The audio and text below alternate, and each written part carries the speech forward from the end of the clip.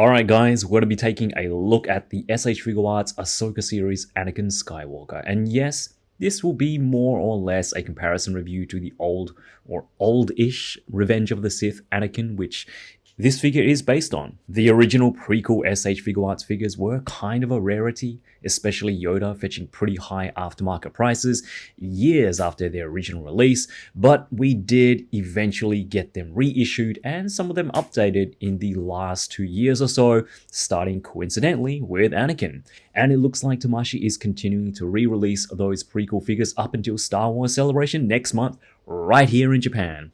Alright, so let's see how the new S.H.Figuarts Ahsoka series Anakin Skywalker stacks up against his predecessor. Let's do it. So after spending some time with the new Anakin and getting reacquainted with the old Anakin, I can confidently say that the only differences with the base figure are the obvious updated head sculpt to match the Ahsoka show and his Jedi tunic overlay piece, which is sculpted slightly different to the original. The creases and fold lines are newly sculpted, and I believe it's also slightly wider than the original too, which actually gives him a slightly older look. Whether that was intentional or not, it works really well with the new head sculpt, giving Anakin a more mature look as he's portrayed in the Ahsoka series. With the original, it's slightly slimmer, which surprisingly has the opposite effect, which it might just be me, but this on the left here looks a little bit more youthful in my eyes. It's not a huge change to the figure, but it's one that works. Other than that, from what I can see, everything else is the same. Same inner robes, you got your robotic arm on the right side and those silver accents on the straps. The left arm and all of its creases are sculpted the same with the same material texture. Even when you lift up the top overlay piece, the crotch and legs are the same. And when you come down to the boots and feet, yep, you guessed it, the same sculpt, which isn't a bad thing because I don't believe the details changed on Anakin's Jedi uniform in the show. They just refitted it to an older Hayden Christensen.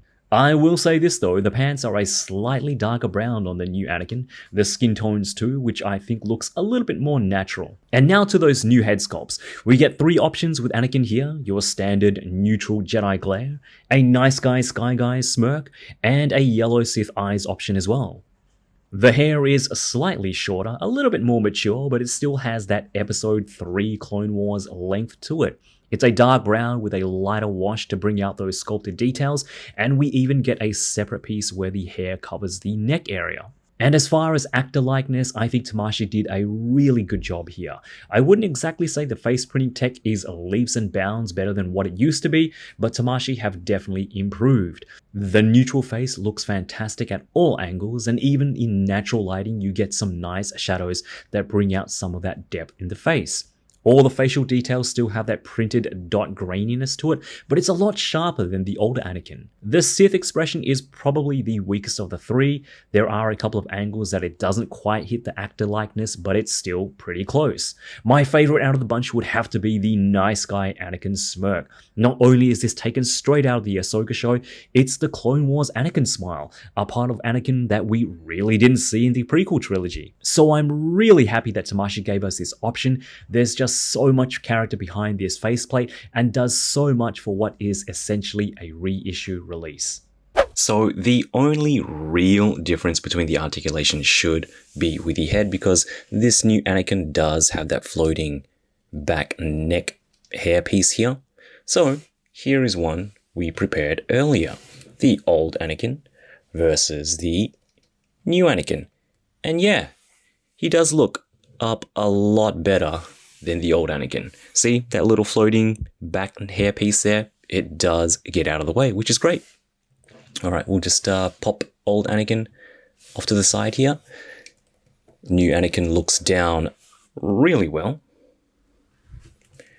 You get some really nice side-to-side head tilt. And of course, some rotation there as well. And again, you do have that separate neck joint there, so it does help. For his arms, you do get past 90 degrees, which is great. And he does have some really great butterfly joints, and because his overlay tunic here is that softer, rubbery kind of plastic, you can get Anakin to bring his hands all the way in for some double hand wielding lightsaber action. You do have a hidden shoulder cut swivel there on both arms, but he does also swivel there a little bit, actually quite a bit, at the elbows. So there is that swivel there, and a little bit on the other arm as well. It's a single joint for the elbow, but it does get past 90 degrees on both arms. And of course, we do have a swivel and a hinge at the wrist as well.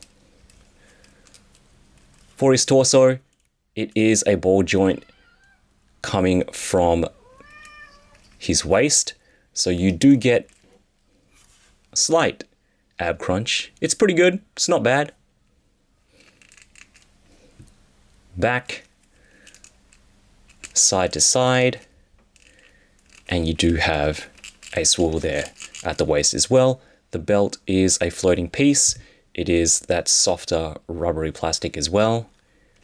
And moving down to his legs, that's a pretty good spread there for Anakin. Not that he'll be doing too many splits.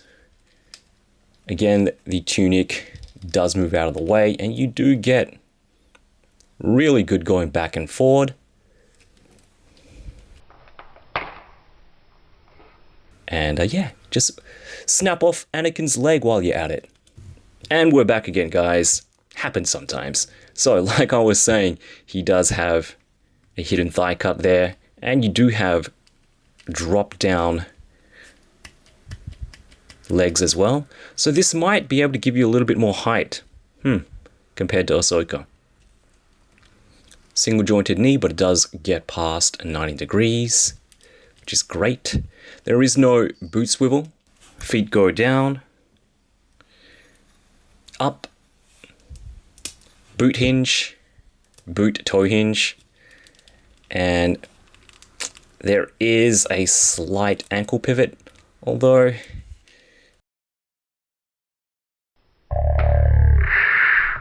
oh, there we go. Oops, again. And we're back again, and that's as far as the feet will go before they snap off. So they are on a ball joint, but that's as far as you're going to get with the ankle pivot, which isn't bad. I mean, you're not going to get Anakin to do anything super crazy, but it does work really well, and you can still get Anakin in some pretty dynamic Jedi action poses. For accessories, it's the same 3 set of hands that we get with the Revenge of the Sith Anakin, a pair of fists, a couple of Force hands, and of course a pair of lightsaber wielding hands. The lightsabers are also the same sculpt, but the gold accents are a little bit lighter compared to the original. What's different this time around are the lightsaber blades themselves. We get both your blue and red blades, with the blue being slightly more vibrant than the Revenge of the Sith version. In addition to your standard blades, we also get the Light Trail in-action saber blades, again in both blue and Sith red. If you have the original release, you can have Anakin posed up in some dual-wielding action. While I really enjoy this little update to an older but still great figure, my biggest issue is with the scale and how he stands essentially head to head with Ahsoka. Anakin is a bit over 6 foot and Ahsoka is supposed to be 5'7", not taking in consideration the top of her leku, but here they're pretty much eye to eye. I know this Anakin uses an older body, but he just seems a little bit small now compared to Snips. I mean, they still look great together and you might not be able to notice the height difference too much in action poses, but it would have been nice to have Anakin slightly taller than his Padawan. Also, I would have really liked if they included a Jedi cloak this time around, since they've been doing that for the past few reissues, but it seems like Anakin just missed out. S.H.Figuarts don't really complete their lines with Star Wars, they kind of just release characters that they think will sell well or can get a license for. But I really need them to do a Captain Rex. I know Black Series already has their Phase 2 and the Phase 1 is coming out soon, but for me personally, they're still stand-ins until we get something that's a little bit more high-end, something with at least more hand options and accessories. Heck, I'd even love to see a Figuarts Cody since Tamashii are going back to the prequels with the latest Revenge of the Sith Obi-Wan and Grievous announcement. I think we're going to see more from Figuarts as Star Wars Celebration approaches, but as far as this release goes, I like it. It's better than the original, I appreciate the updates, I love the head sculpts, but there's still room for improvement, like most figures I guess. I'm looking forward to the Black Series Clone Wars Ahsoka Anakin next month. That looks like it's going to be a lot of fun since I missed out on the original, but it will be interesting to see if we can do some part swapping between both lines. But that's it from me guys, I'll have my Reveltech Attack on Titan Eren Yeager review coming up very soon. It looks like it's going to be a good one, a really good one, so I'm really excited for that. Drop us a like and comment if you enjoyed the video, subscribe if you haven't already, remember to do your push-ups, and as always, よろしく